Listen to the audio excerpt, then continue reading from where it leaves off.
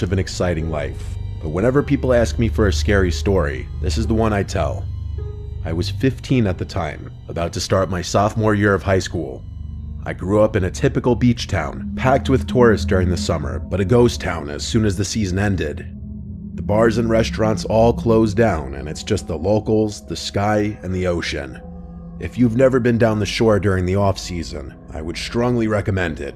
It's one of the strangest, yet most calming feelings you can get from this life. As cliche as it sounds, our house is on a street called Surf Avenue, and it's only a block from the beach. Funny enough, I know how to surf. It would honestly be pretty pathetic if I lived on a street called Surf Ave without even knowing how to do it. I'd lived there my whole childhood, so the boardwalk and sand had always been a part of my routine. Damn near part of my personality, to be honest. I don't live in that specific house anymore, but the property has stayed in the family, so it still feels like a piece of me. At the time, I was on my high school varsity's cross-country team, and I was kind of obsessive about staying in shape, even during the off-season. Summers get insanely hot down the shore, so I usually ran super early in the morning or late at night, times when I wouldn't melt in the heat or have to be that jerk weaving in between crowds. That night, I decided to go for a late night run. I'd stayed up pretty late with some friends the night before and slept in that morning, so I kind of had no choice. I never brought my phone with me when I ran. It was always annoying not having music, but even that little bit of extra weight would be enough to throw me off. I don't know if they still make them anymore, but I had this rinky-dinky little Garmin watch that I used to track distance and pace. Besides that, the only other thing I'd carry was my house keys. To put it mildly, my parents were incredibly uptight about keeping the house locked, so as annoying as it was, I really had no choice but to stuff my house keys in my shorts pocket every time I went for a run, even if they were home. It was one of those non-negotiable rules. I still don't really understand why my parents were so concerned about it, especially because most private beach towns are typically super safe, but that's neither here nor there. I decided to stick to the boardwalk that night. The surface was just soft enough to be easy on my legs, but not as brutal as running on the sand. Sometimes I'd jog on the beach for a challenge, but that wasn't happening after the day I'd had. I just wanted a nice, easy long run with minimal changes in elevation or terrain. The boardwalk would give me just that. I started zoning out after a few miles, enjoying that euphoric runner's high. I always tell people, even today, if you could break that first mental barrier which occurs after about 3 miles or so, the rest of the run is easy and borderline enjoyable. Anyway, I was listening to the slap of my shoes against the wood while simultaneously trying to concentrate on the distant sounds of the ocean. I was in that perfect rhythm where you forget you're even running, but then I heard it. A faint clink. I stopped and checked my pocket. Empty. My stomach dropped. It was my keys. I crouched down, peering through the gaps in the boardwalk, but it was useless. It was pitch black under there, and there was no way I'd even be able to retrieve them from where I was. I started cursing, literally yelling out loud. I know that sounds a little silly, but the adrenaline was still pumping through me from the exercise, and I was pissed that this detour had ruined my run. I knew my parents would have killed me if I came back without those keys, so without really thinking, I jumped off the side and headed down to the sand. It was also partly a matter of pride. I wasn't just going to walk away from one of my personal belongings. Who does that? The smell under the boardwalk hit me instantly. It was like rotten seaweed mixed with stale beer. That's honestly the best way to describe it. Imagine literally filling a bathtub with seaweed and beer. It was damp and heavy, and every step I took, I kicked up sand and trash. Like I said before, I didn't have my phone with me, so the backlight on my watch was the only thing guiding me, and it wasn't doing much. I crouched down to the spot where I thought my keys had fallen. They were nowhere in sight, just more clumps of sand and scraps of garbage. I'll repeat myself, it was disgusting, but I needed those keys. I thought about just leaving them, but decided that I had gotten this far, and turning back now would mean I had gotten covered in garbage and stench for nothing. I tried shifting the sand around a bit, thinking maybe they had fallen beneath the surface, but after a few minutes, frustration started to creep in. Had I really misjudged the spot by that much? I concluded that that was the most rational explanation, that I had somehow misjudged where they had fallen. I climbed back up to the boardwalk, stood where I had stopped running, and thought about how I could be sure of the spot underneath. That's when I got this genius idea to use my shoelace as a marker. I knelt down, untied it, and slipped it between the planks, letting it hang. That way, I could crawl back under the boardwalk and spot it from below easily. As I was standing back up, something tugged on the lace and it instantly disappeared into the crack. Not a breeze, not me moving weirdly, something from below. I couldn't believe my eyes. I was literally in shock. Someone had pulled it. I took a step back and stared at the spot where my shoelace had just been. There was someone underneath the boardwalk. I instantly put two and two together. Whoever was under there probably had my keys too. My first instinct was to run home and figure it out later, but the thought of someone having my house keys, knowing where I lived, made my blood boil. Our house address was etched into them, so I couldn't just leave some stranger with that kind of access. I still don't know why I did it. Call it stupid teenage confidence, but I took a deep breath, jumped back into the sand, and crawled under again. It felt different the second time. The air felt heavier, and I was bracing myself for some kind of fight. At one point, I heard faint shuffling somewhere ahead of me. My chest tightened. I swung my watch light toward the sound, but saw nothing, just more sand and beams. I kept moving, and I heard shuffling again, this time from a different direction. That's when I realized the noise wasn't coming from one spot. There were multiple people under there. That was enough for me. Common sense struck me in the face like a freight train. What in the world could I have possibly expected to happen? Was I just gonna fight some crackhead living under the boardwalk? That was suicide. I turned to get out of there, trying not to panic. But before I could make it all the way out, something cold latched onto my ankle. It was a hand. I screamed in pain as fingernails dug into my skin. I didn't think. I just kicked as hard as I could. My foot connected with something, and whoever was holding onto my ankle let go. I scrambled away, my legs and arms scraping against the sand and wood as I pushed myself out into the open air. I didn't stop running. I sprinted straight back to my house. When I reached the front door, I pounded on it until my dad opened up. To say he was pissed would be a massive understatement. He was livid. I was surprised he didn't get physical with me. Before he could fully flip out, I explained everything. The keys, the shoelace, the people under the boardwalk. The commotion woke my mom up, who was furious at first, but when she saw the marks on my ankle, her expression shifted to something closer to fear. My dad didn't waste time. He called the police, and the next morning, we had a locksmith come out and change all the locks on the house. For a couple of days, things felt normal again. I figured that was the end of it, just a weird, messed up night that I'd try to forget. But then, a few mornings later, I woke up to loud knocking at the front door. It was early, way too early for visitors. I sat in bed for a while, waiting for my parents to go deal with it.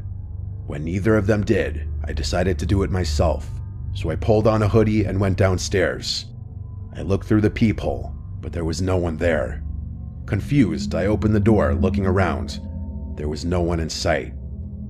I glanced around the street, no cars, no people. Right when I was about to close the door, I noticed something out of the corner of my eye. Sitting on the doormat was a shoelace. My shoelace. The one from that night. I slammed the door shut without another thought. We got a security system installed that afternoon. For weeks afterwards, my family lived in constant fear, but nothing ever happened after that. When I think back to this experience, I still can't rationalize the events that took place. Even though I don't live in that house anymore, it still kind of creeps me out that some random stranger knows where our beach house is.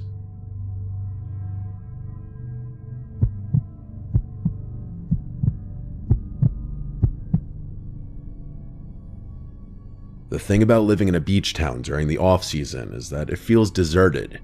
The tourists are long gone, the storefronts are mostly boarded up, and the boardwalk, the heart of the town in the summer, is nothing but an empty skeleton of itself. I like it though. It's peaceful.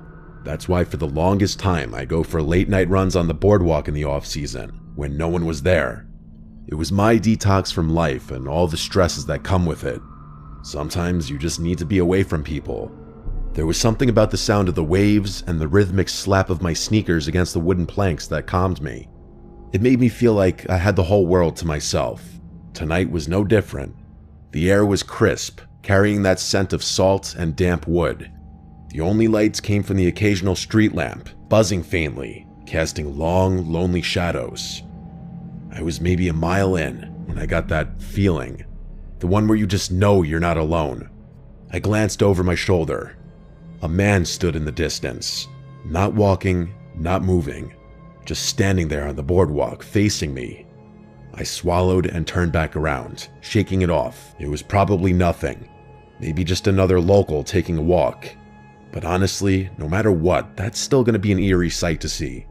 I kept running, but a few minutes later, the feeling of being followed or watched came back even stronger. My heart thudded more intensely, not from exertion, but something else.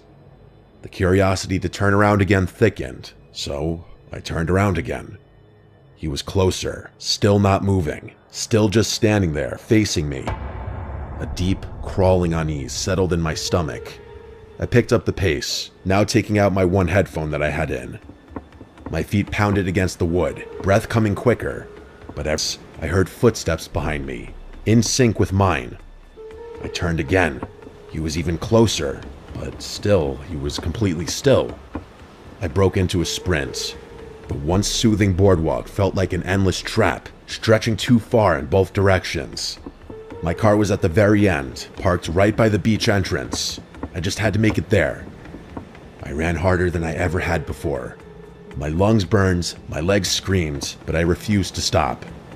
Every few seconds, I turned my head just enough to check, and every single time, he was a little closer, still standing and still watching.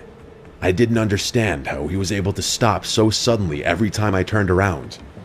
I wasn't even looking where I was going anymore, just focused on getting away. The boardwalk exit finally came into view, and I nearly sobbed in relief when I saw my car. I fumbled for my keys, hands shaking so badly I could barely press the unlock button. Finally, the lights flashed, and I yanked the door open, throwing myself inside and slamming it shut. I turned the key in the ignition and backed the car out of the spot. When I put the car in drive to whip the wheel to the left to turn out of there, I looked ahead, and the man was standing directly in front of my car, right where my car had just been. But I looked at him so briefly that I didn't even have time to make out any features. All I saw was that he had his hood up, covering a decent chunk of his face. I cranked the wheel to the left and almost spun out as I whipped my car out of there. The entire way home, I didn't care if I ran a red light, if I swerved, or if I nearly spun out. I just drove. I didn't look back. When I got home, I locked every door, every window, every possible entrance. I didn't sleep that night, and I've had a couple of nightmares referencing that experience, both in which that man appeared in some form, watching me or chasing me. My mind created its own versions of what he looked like, I guess, since I really didn't see his face, and they were not pretty images. I haven't done a winter run on the boardwalk since then.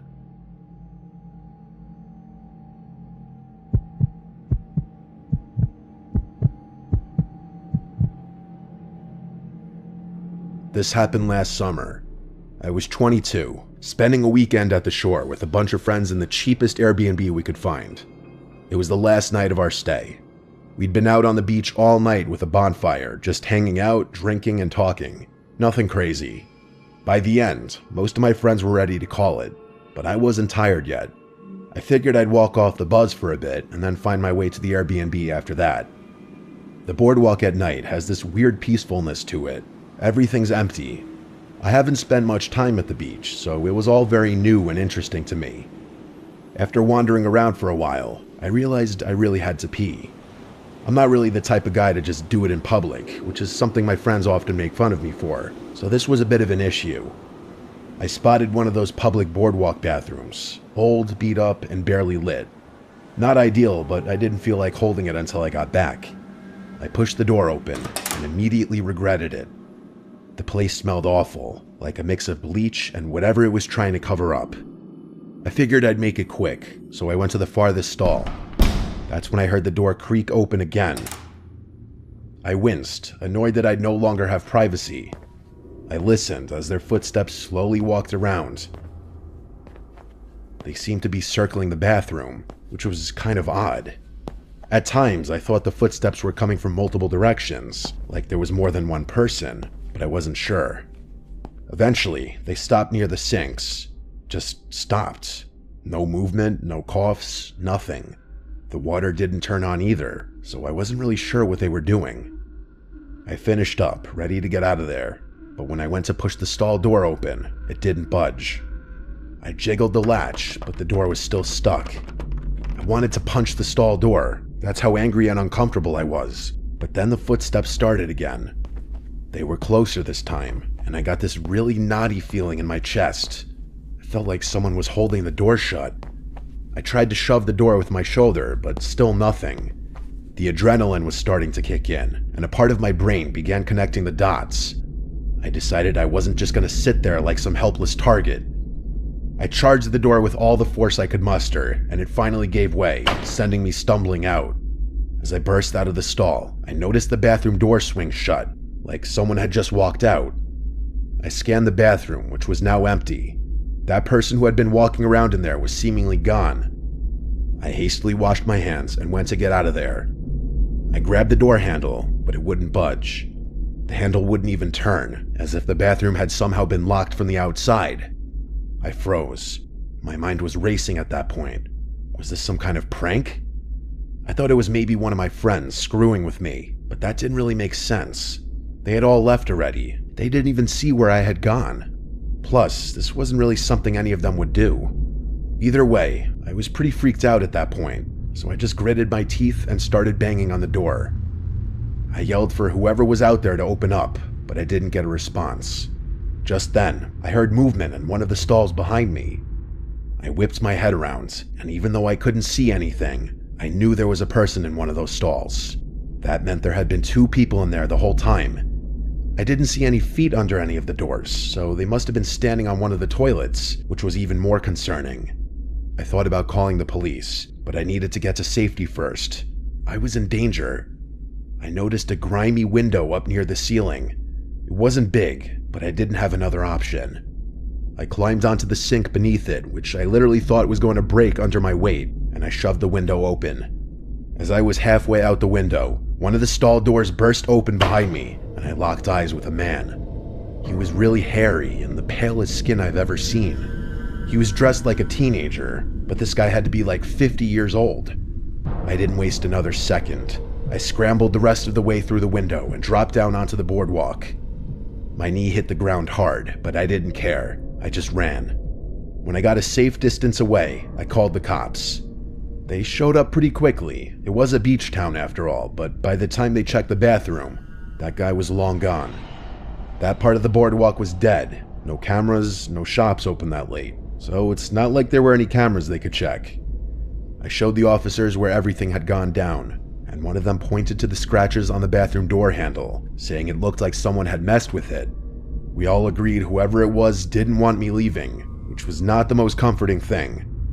The officers told me I was smart to escape through the window, and that was that.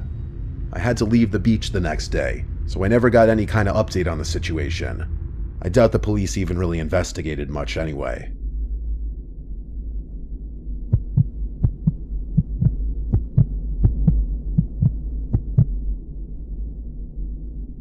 I'm sorry in advance if I mess up some details of this story, but it happened when I was really young.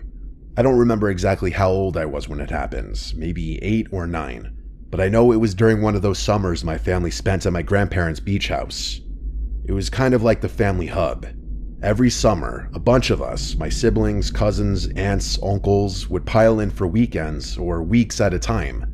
The house wasn't super fancy or anything, but it had like 1,000,000 bedrooms and could sleep our whole family easily. It was also really close to the beach, so I used to spend entire days playing in the sand and exploring the neighborhood on my bike. Every summer I spent there was amazing. It still feels like an extended fever dream, especially now as I'm getting further and further removed from that blissful childhood. I remember that summer being different though. There was some big hurricane forecasted, one that had all the beach towns scrambling to take precautions months in advance. I'm not sure if other beach towns did this, but ours built these massive sand dunes along the shore as a makeshift barrier. I'm not sure if calling them dunes is exactly accurate. They were huge. I mean, to a kid, they looked like castle walls. I bet the aerial view of the coast during that time would have looked absolutely nutty. That summer, my siblings and I would spend hours climbing the dunes, tumbling down the other side, pretending we were scaling mountains or sneaking into a fortress. It was weird though, as you could probably imagine. Usually when you're standing on the boardwalk facing the beach, you can see the ocean stretching out in front of you. But those dunes, they completely block the view. You'd walk along the boardwalk, and instead of water, there was just this giant wall of sand. The beach also closed after a certain hour, like the lifeguards would go off duty and people weren't technically permitted to go on the beach. But that never really stopped us locals. The town was safe, the kind of place where everyone knew everyone, and letting kids roam wasn't considered a big deal, especially after the touristy crowds thinned out. As long as we promised not to go in the ocean, our parents didn't really mind. And to be honest, I was kind of a little troublemaker back then. I liked pushing boundaries, especially when I thought I could get away with it. That's what led me to sneak out that evening.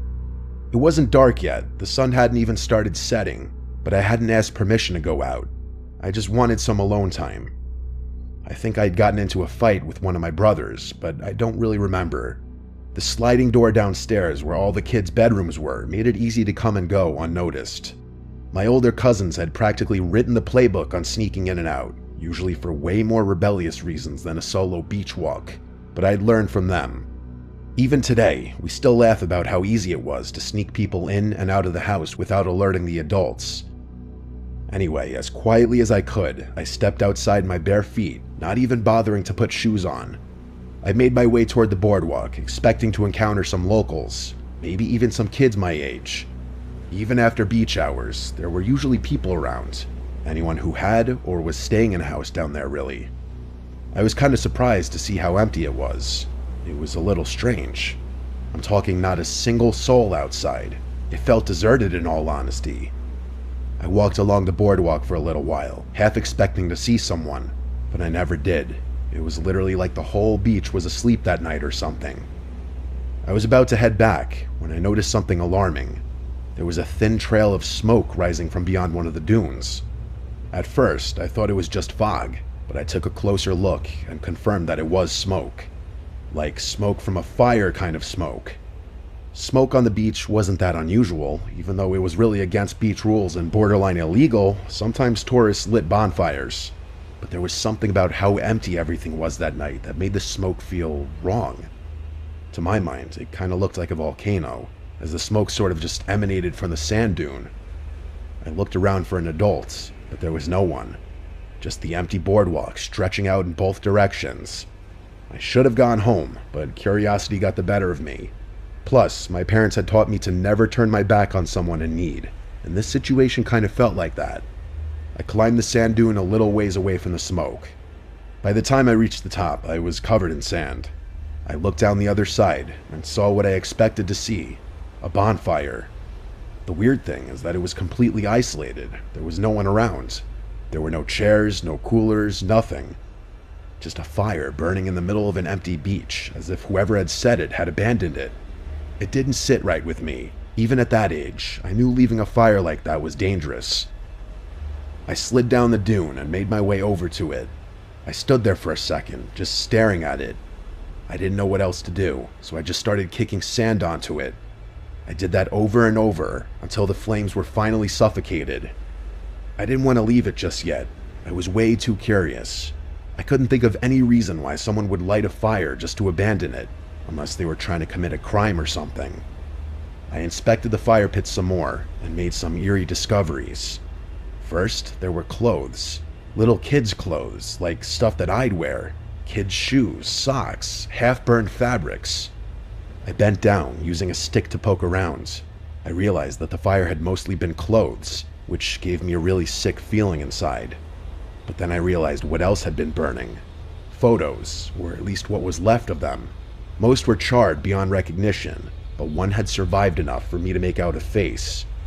It was a boy, probably around my age. He honestly looked a little bit like me, like if one of my parents told me he was a distant cousin or something, I'd believe them. The picture made me really scared. I felt myself wanting to run, and I dropped the stick I was holding. I was just a little kid. I obviously hadn't been through anything that scary before, so I was really freaking out. But it got so much worse. I heard a voice shout out, "Hey," from somewhere in the distance. I looked up, and there was a man coming toward me from down the beach. He was bald, but I couldn't see much else of his face from so far away. He was also staggering every few steps, as if he were fighting not to trip over on his own feet. It looked like he was drunk, or something worse. He yelled, "Hey kid," and started moving a little more quickly toward me. I couldn't move. I was frozen to the spot, petrified in fear. He yelled, "Don't you go anywhere," and that was what did it for me. My little brain finally caught up to my body, and I started running towards the sand wall. The sand made running hard, but I felt like I was in a life and death situation. I started climbing the dune, and I could hear him yelling obscene things behind me. He was getting closer. Just as I reached the top, I felt fingernails clawing at my ankle. By some miracle, he was never able to get a grip on me, and I vaulted myself over the dune, tumbling down to the bottom. I sprinted for the boardwalk and ran all the way home. I looked back a few times to make sure he wasn't following me, which he wasn't, but I kept running like my life depended on it. When I got home, I immediately went to my bedroom and started crying. I wanted to tell my parents, I really did, but all I could think about was how I'd snuck out and how much trouble I'd be in, so I kept my mouth shut. Looking back, I know I should have said something. I should have told my parents at least, but I didn't, and nothing ever came of it. As far as I know, there were no news reports, no police at the beach the next day, no reports of missing children in the area, or anything like that. I still don't know what to make of this. Even though it happened a long time ago, I can't help but feel like there's more to the story. I think what terrifies me the most is how eerily similar that kid in those photos looked to me. Sometimes I wish I could go back in time and tell my younger self to just fess up, but that's just something I'll have to live with.